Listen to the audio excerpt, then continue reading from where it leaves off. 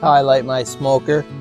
Take the used smoker fuel and a torch and get that going first.